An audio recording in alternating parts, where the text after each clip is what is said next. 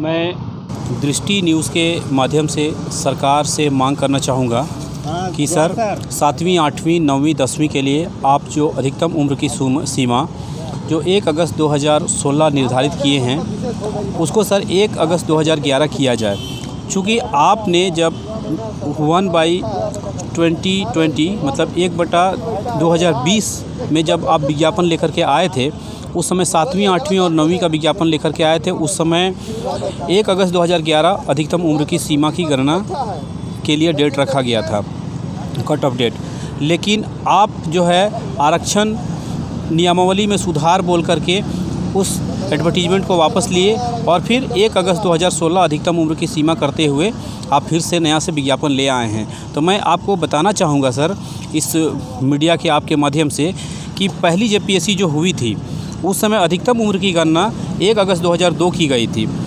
उसके बाद द्वितीय जेपीएससी, दूसरा जेपीएससी में 1 अगस्त 2004, तीसरा में 1 अगस्त 2005, चौथा में 1 अगस्त 2006, पाँचवा में 1 अगस्त 2009। उसके बाद अब इसमें एक प्रश्न खड़ा होता है कि 1 अगस्त 2009 किया गया था, एक इसमें तो 3 साल बढ़ा दिया गया था। लेकिन उसमें इसलिए किया गया था चूँकि 1 अगस्त 2006 था कट ऑफ, वो चौथा जेपीएससी का था। उस समय सामान्य श्रेणी के छात्रों के लिए अधिकतम उम्र की सीमा 40 साल कर दी गई थी, है ना। इसीलिए पाँचवा जेपीएससी में 1 अगस्त 2009 किया गया था कट ऑफ, अधिकतम उम्र की सीमा की गणना। उसके बाद छठा के लिए 1 अगस्त 2010, तो सातवां के लिए 1 अगस्त 2011 ऑटोमेटिक होना चाहिए, है ना। इसलिए मैं आपके माध्यम से सरकार से मांग करूंगा कि आप हम जैसे छात्रों को ध्यान में रखते हुए सर 1 अगस्त 2011 अधिकतम उम्र की सीमा की गणना करें। चूँकि सर वही जेपीएससी का जब आप 7वीं का नोटिफिकेशन पिछला बार लाए थे उसको देख करके हम लोग तैयारी शुरू कर दिए थे और तैयारी में लगातार लगे हुए हैं। और इस तरह आप 2016 कर देंगे तो क्या होगा कि हम कंपटीशन से बाहर हो जाएंगे सर, हमें अपने योग्यता और अपनी काबिलियत को दिखाने का मौका नहीं मिलेगा। लेकिन आप इस तरह से हमारे सपनों को चकनाचूर करेंगे, मुझे ऐसा नहीं ऐसा नहीं होना चाहिए। इसलिए मैं आपसे मांग करूंगा कि आप 1 अगस्त 2011 करते हुए हम लोगों को 7वीं जेपीएससी में बैठने की अनुमति प्रदान करें। Thank you sir. Mohammad Parvez Alam, JPSC अभ्यर्थी। जेपीएससी जो 7वीं 8वीं 9वीं 10वीं की सरकार लेना चाह रही है, हेमंत सरकार, वो काफ़ी विवादित है। इसमें सबसे बड़ा विवाद है अभी जो विज्ञप्ति आया है 8 तारीख को, उसमें जो कट ऑफ डेट होता है अधिकतम उम्र सीमा का वो 2016 रखा गया है, 1 अगस्त 2016, क्योंकि तो उसका ही विरोध हो रहा है। इससे क्या हुआ है कि 50-60 हज़ार जो झारखंड के अभ्यर्थी थे, छात्र थे, वो बाहर हो गए हैं। और वास्तविक जो लगातार 3-4 बार से इंटरव्यू भी दे रहे थे वही लोग बाहर हुआ है। ये षड्यंत्र रचा गया है और इसके पीछे हम लोग का लॉजिक भी है, हम लोग के पास तर्क है कि छठी जेपीएससी जो हुआ था, जो काफ़ी विवाद रहा था पिछले दिनों, उसका उम्र सीमा का गणना 2010 किया गया था, तो इसका 11 होना चाहिए था। तो 11 न करके सिर्फ ये गिनती करा रही है 7, 8, 9, 10 और सीटों की संख्या तो कम है ही और कट ऑफ डेट भी जो है 6 साल बढ़ा दे रही है, 2011 ना करके 2016 कर रही है, जो काफ़ी विवाद है। इसका हम लोग पूरा राज्यव्यापी विरोध होगा और सभी ज़िले से जो है छात्र अभी आने लगे हैं विरोध करने के लिए। उसी का हम लोग का एक ही मांग है कि सरकार हमारी बातों को संज्ञान में ले। ऐसे भी उनका संज्ञान लेना तो आदत है, वो करते हैं कुछ नहीं, लेकिन हमको लगता है कि उम्र सीमा में इस तरह से गड़बड़ी करके वो अपना पैर में कुल्हाड़ी नहीं मारेंगे। वो काफ़ी समझदार लग रहे हैं और अधिकारियों और मंत्रियों के बेटे को लिया जा रहा है, तो उसको वो तो अभी जैसे सरकार में आए उसको नियुक्ति दे करके वो ताली बजा रहे हैं, जो कि वो करप्शन में वो भी शामिल हो गए हैं और वो करप्शन का बहुत बड़ा भागीदार है। और साथ ही साथ अभी 7वीं वाले में तो वो कहर ढा रहे हैं यहाँ के युवाओं के साथ, अन्याय कर रहे हैं। उनको न्याय करना चाहिए, वरना वो ज़्यादा समय तक वो टिकने वाले नहीं हैं। हम बस यही कहेंगे। बोकारो से इमाम शफी। मैं एक बार रिपीट कर रहा हूँ कि इन्होंने कितना बड़ा कमिटमेंट किया था कि मेरी सरकार बनेगी तो हम जो है ना इस जो जेपीएससी जो छठी जेपीएससी इसको रद्द करेंगे, बट इन्होंने रद्द किया नहीं।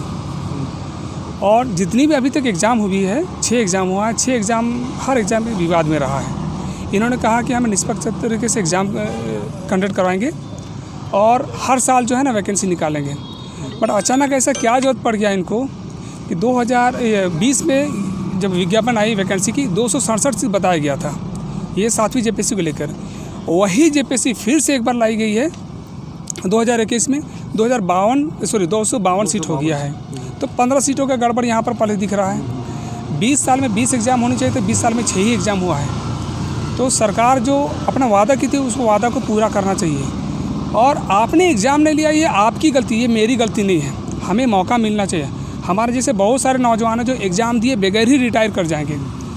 अगर पहले का देखेंगे, जो लास्ट एग्ज़ाम हुआ था उसका 2009 शायद कटअप एज का रखा गया था, कटअप रखा गया था 2010 रखा गया था। अभी जो ये 7वां 8वां 9वां 10वां 4 जेपीएससी को मिला के आया है टोटल, तो इसमें जो है ना एज का कटअप 2016 रखा गया है। 16 क्यों रखा गया है, 2011 क्यों नहीं? मौका मिलना चाहिए ना, मौका हमें क्यों नहीं दिया जा रहा? आगे और देखा क्या जा रहा है इसमें कि रिजर्वेशन नाम का चीज़ ही नहीं। इन्होंने आते के साथ ही रिजर्वेशन को दूर कर दिया हम लोगों से।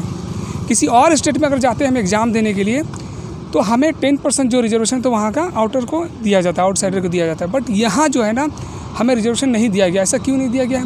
उन्होंने बोला था सरकार में आने से पहले कि 27% जो है ना रिजर्वेशन देंगे ओबीसी को, बट इन्होंने किया क्या? 14% दिया है। और आबादी कितना है? 52%, जहाँ तक मुझे लग रहा है कितनी आबादी है। तो ऐसा इन्होंने क्यों किया? ये सिर्फ जुमलेबाजी कर रहे हैं।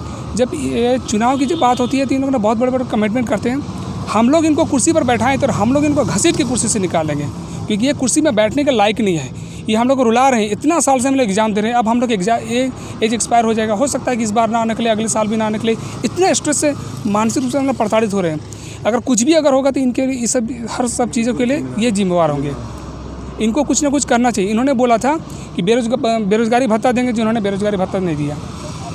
एक ही इन्होंने बोला था कि 100 रुपये फ़ी होगा एग्जामिनेशन फ़ी, 600 रुपये एग्जामिनेशन फ़ी ले रहे हैं। इन्होंने बोला था कि एग्ज़ाम हम सही तरीके से कंडक्ट करवाएंगे, आते के साथ ही ये एग्ज़ाम को रद्द करवाएंगे। 6ठी जेपीएससी को नया नियमावली बनवाएंगे, बट नया नियमावली बनवाते के साथ ही इतना सारा विवाद में घिर गया। ऐसा आपने किस तरह का नियमावली बनवाया? आप झारखंड के हो ना, क्या इसी दिन के लिए हम लोगों ने आपको कुर्सी पर बैठाया था? अगर थोड़ा सा भी अगर हम लोग को अगर फ़िक्र है हमारा जैसे कैंडिडेट्स की, तो प्लीज़ कुछ कीजिए। अदरवाइज़ नेक्स्ट टाइम तो ये सपना मत देखिए कि आपको कुर्सी पर बैठने देंगे, कुर्सी से घसीट के निकालेंगे। और हम बता रहे हैं सबके सामने में बोले, मैं सब लोगों से गुजारिश करना चाहता हूँ, स्पेशली जेपीएससी के कैंडिडेट से, कि आप लोग प्लीज़ आइए, बढ़ चढ़ के हिस्सा लीजिए और अपनी मांगों को रखिए।